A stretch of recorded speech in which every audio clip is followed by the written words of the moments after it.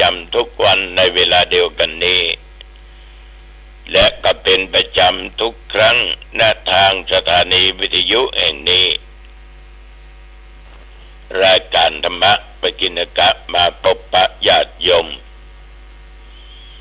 โดยตัวเจ้าวัดหนองตองห่างดงจังหวัดเชียงใหม่อย่ากลัวญาติโยมลืมมันเนาะจึงประกาศเตือนโยมทั้งหลายต่อไปเราไหว้พระรัตนตรัยนะ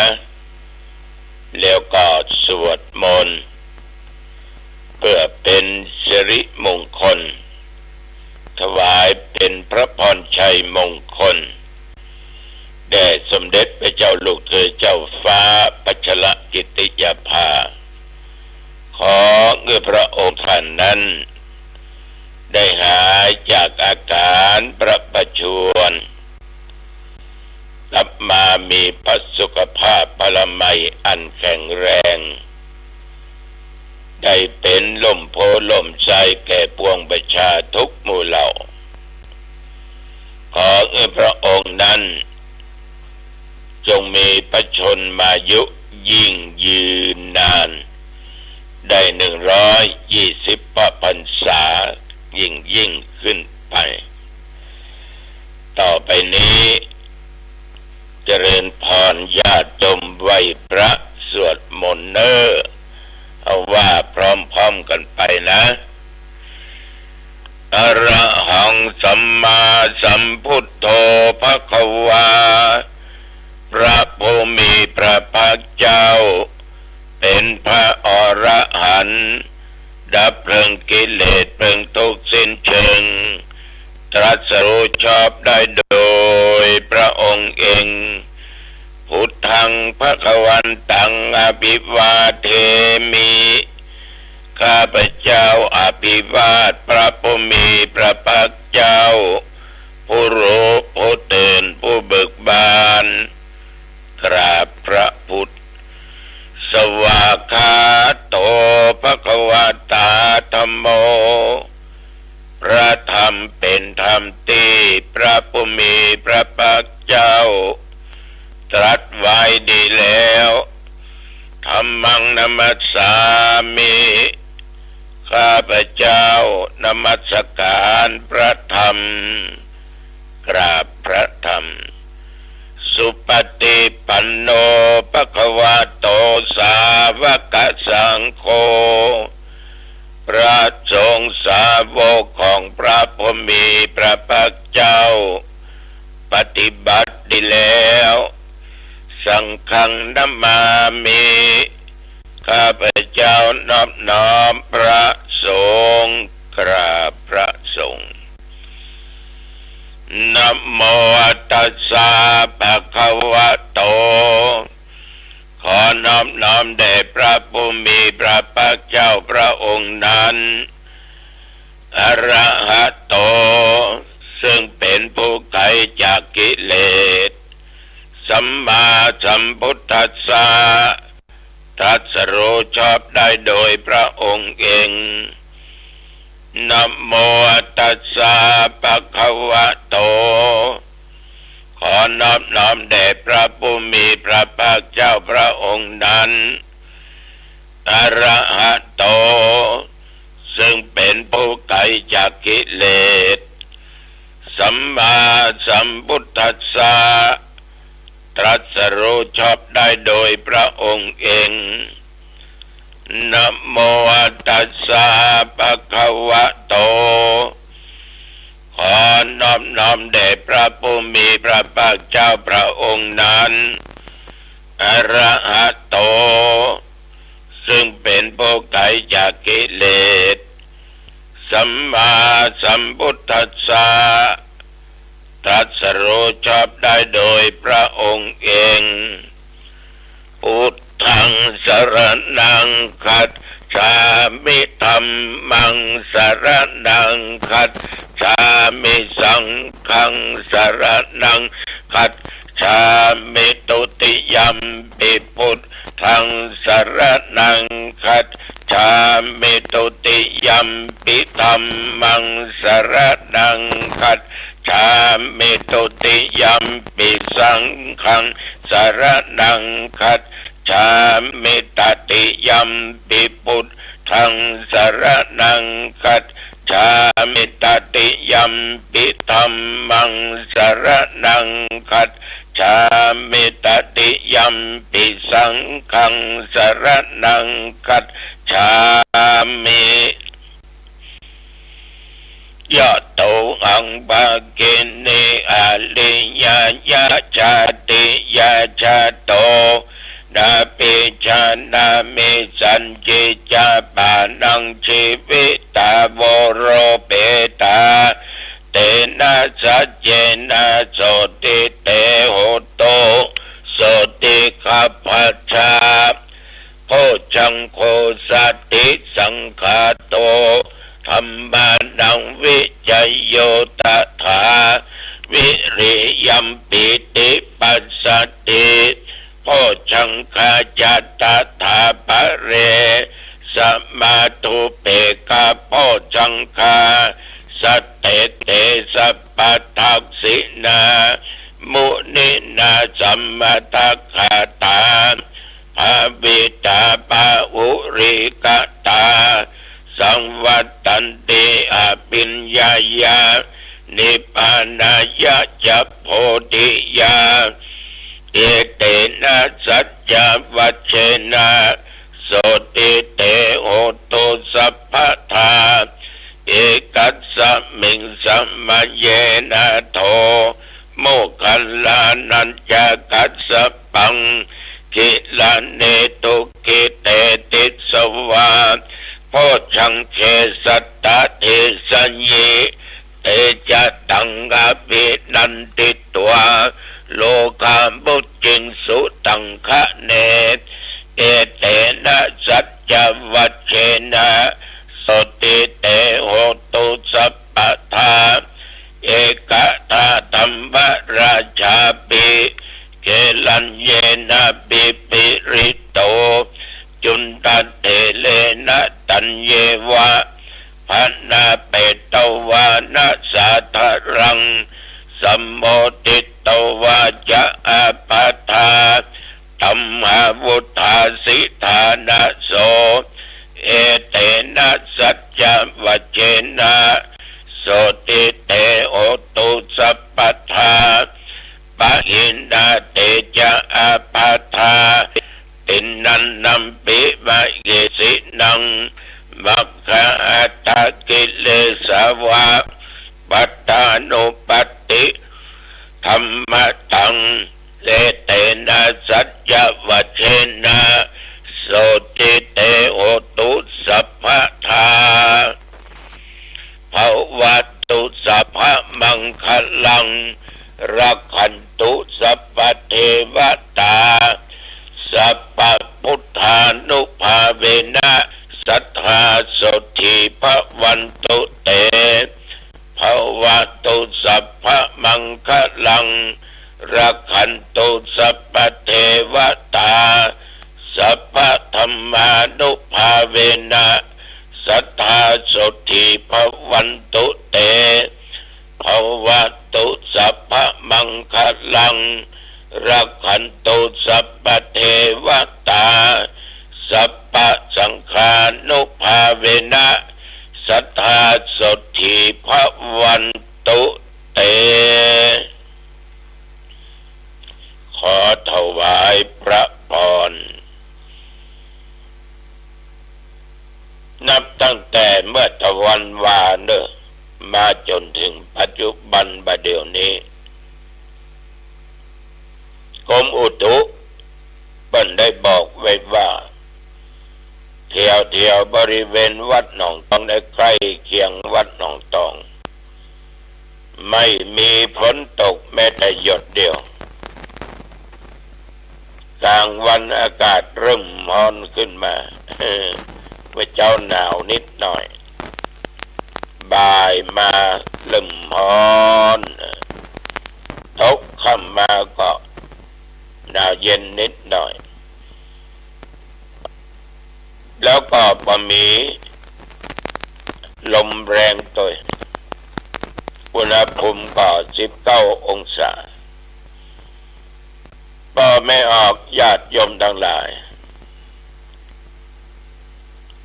ที่ดอยสะปัญญูอำเภอแม่วางนั่นนะเป็นจัดมีการอบรมตุเจ้าพระเนนที่จะสอบบาลีห้องว่าอบรมบาลีก่อนสอบมาหลายวันละแล้ววันที่12นี้คณะสงฆ์อำเภอหางดงร่วมกับคณะสงฆ์อำเภอสารปีเป็นเจ้าภาพ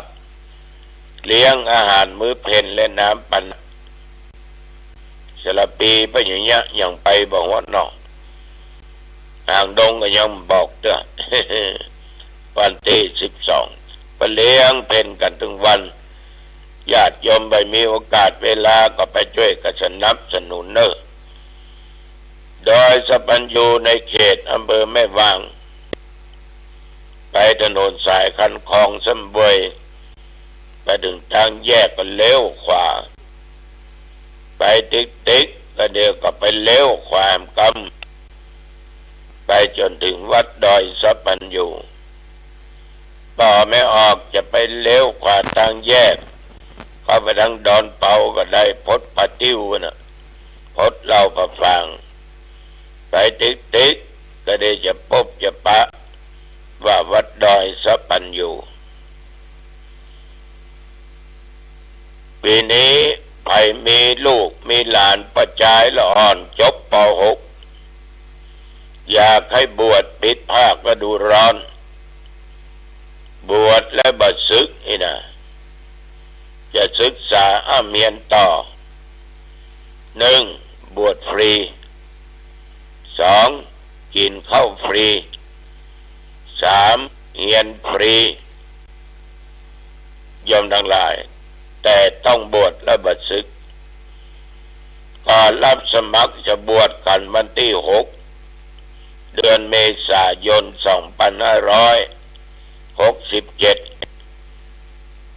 จะมาเองเป็นพระอุปัชฌาย์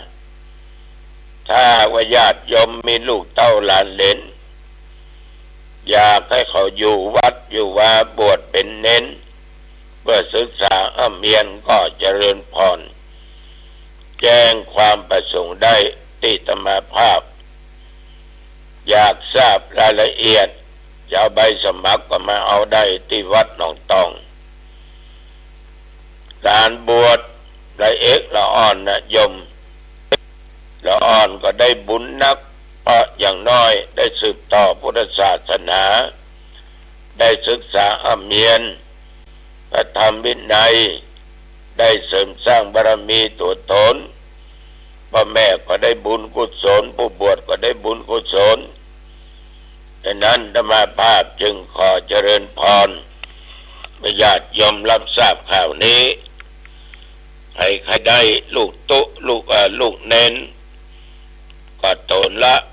1,500 ของบุญเน้น1ตนนำจะขายนะบวชนะเป็นเจ้าภาพนะตัวหลง1 ตน 2 ตนอันนี้ใกล้มาจะเอารายละเอียดมาแจ้งญาติโยมรับทราบเรียนฟรีอาหารฟรีนะบวชฟรีตัวเจ้าน้องตองจะเป็นพระอุปัชฌาย์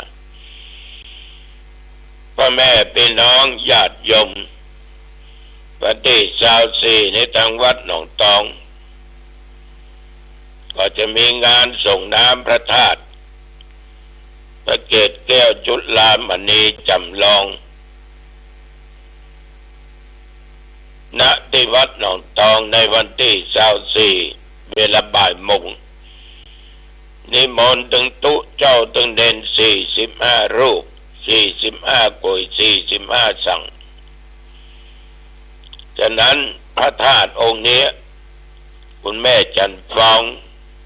กิ่วแก้วเนอะที่แม่เป็นคนสร้างร่วมกับลูกเต้ามีหลวงปู่ครูบาทองศรีบังคโลหรือหลวงปู่ทองเป็นประธานสร้าง4 เดือนปลายเสร็จเรียบร้อย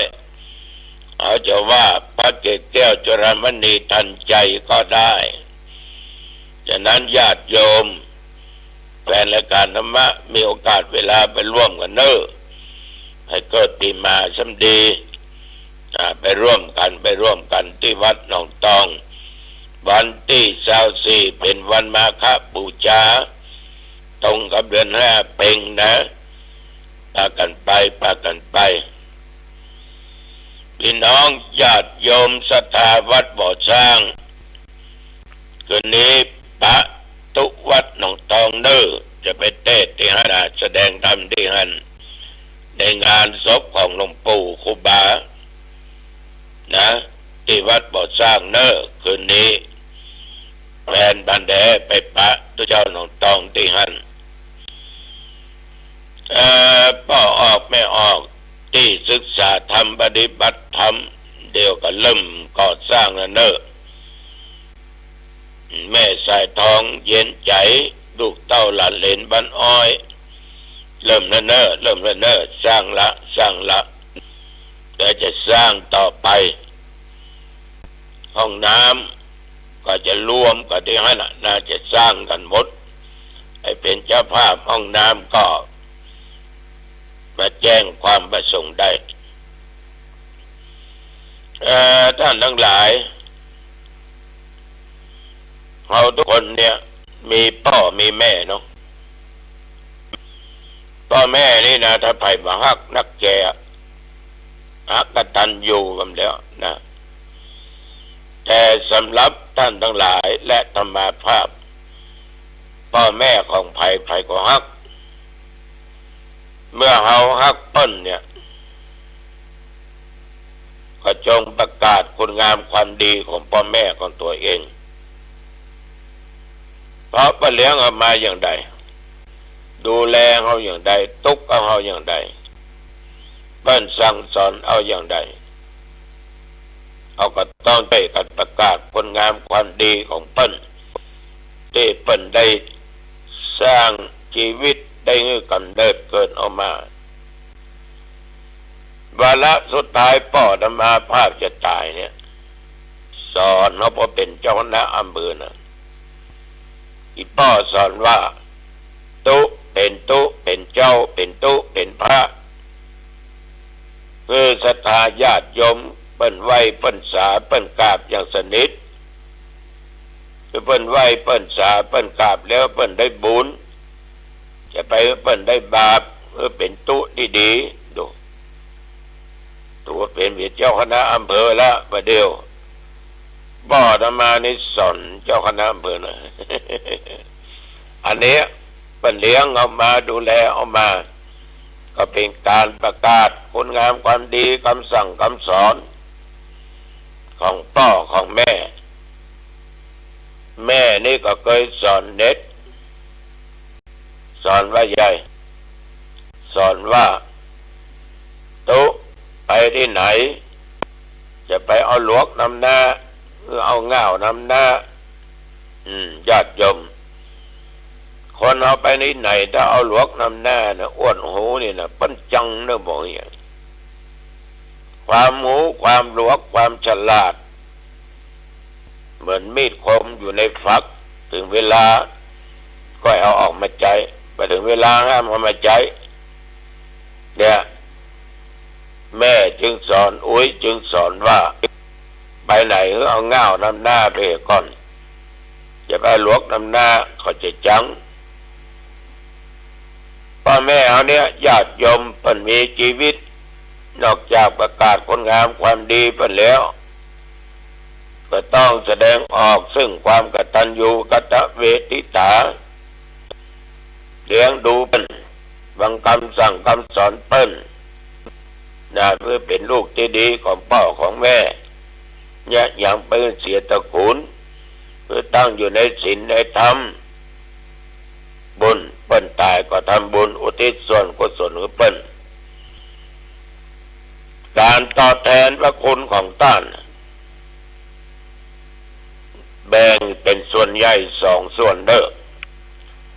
1เมื่อท่านมีชีวิตอยู่เขาก็เลี้ยงดูท่าน ช่วยเหลือกิจการงานของท่านตอนเมื่อเฒ่าแก่ชราปฏิบัติปัดปูปัดท่านดูแลความสะดวกสบายฟังคำสั่งคำสอนของท่านนะเวลาเปิ้นเจ็บไข้ได้ป่วยจะไปปล่อยพระละเลยลูกบางคนก็เกินไปเอาละพ่อละแม่พ่อคอยพ่อแม่กำเน้อสู่เน้อกำเน้อเอาสร้างกรรมกับพ่อแม่ไว้อย่างใดนะกรรมนะจะมาตอบสนองเขาถ้ามีลูกมีเต้าเนื้อละมัดระวังต้องพ่อคอยเปิ้นกันบางคนเปิ้นเจ็บเปิ้นเป็นก่อนถึงพ่อบ่คอยที่คนอื่นยังไปพ่อคอยเปิ้นจะได้กินย้ำได้กินยังถึงพ่อถึงมาเลี้ยงที่เลี้ยงคนอื่นยังเลี้ยงได้ไว้คนอื่นไว้ได้ไว้พ่อแม่ไว้บ่ได้เป็นคิงเป็นแฮเป็นกูเป็นมึงสิพ่อแม่โอ้บดีเนอะลูกเต้าทั้งหลายเฮ้ยเป็นบาปเป็นกรรมนะกูจะเชื่อตุลุงก็จ้างเชื่อตุลุงก็จ้างเถอะปฏิบัติปัดปูปันดีๆนะเป็นลูกที่ดีของเปิ้นเมื่อเปิ้นมีชีวิตอยู่อันเนี้ยการดูแลในข้อแรกข้อที่สองเมื่อต้านลำรับล่วงรับดับขันไปเขาก็จัดพิธีศพต้านตามฐานะตามความเป็นอยู่ยะยังจะไปเกินตัวจะไปให้คนแต่ขายคนเป็นไม่ใช่จัดงานศพแล้วเป็นหนี้เป็นสินเขาต้องจัดพอดีพองามฟังเทศน์ฟังสวดนิมนต์พระสงฆ์องค์เจ้าทำบุญสุนทานแล้วก็อุทิศส่วนบุญกุศลนะที่เขากระทำนะไปให้เปิ้นอย่างสม่ำเสมอคำว่าอย่างสม่ำเสมอนี่อย่างใดถึงไปจะตายไปได้กี่วันกี่เดือนกี่ปีเขาก็ยังทำไปหาอยู่นะเอาอย่างตานไปหาอยู่อันเนี้ยเปิ้นว่าทำไปตลอดแต่บ่ได้หมายความว่าทำถึงวันแล้วแต่โอกาสเวลามันมีขอทำก็ทำตามฐานะตามอัตภาพของตัวเองฉะนั้นญาติโยมท่านผู้ฟังทั้งหลายการที่เราจะเลี้ยงดูพ่อแม่มันมีสองอย่างตอบแทนพระคุณเปิ้นมีชีวิตและเปิ้นจากเอาไปแล้วนี่ตุเจ้าขอฝากกับลูกกับเต้าทั้งหลายจุผู้จุคนจิมเนออย่าลืมเด้อกันนี้ปะกันที่วัดบ่อสร้างแล้วก็ให้มีลูกหลานเลนพ่อชายจะบวชเป็นเน้นเพื่อศึกษาต่อเจริญพรเด้อจบม.3จะต่อม.4ก็ได้นะจบป.อกต่อม.1บวชฟรีนะเรียนฟรีสมัครได้ที่อาตมาภาพหมายเลขโทรศัพท์0812991688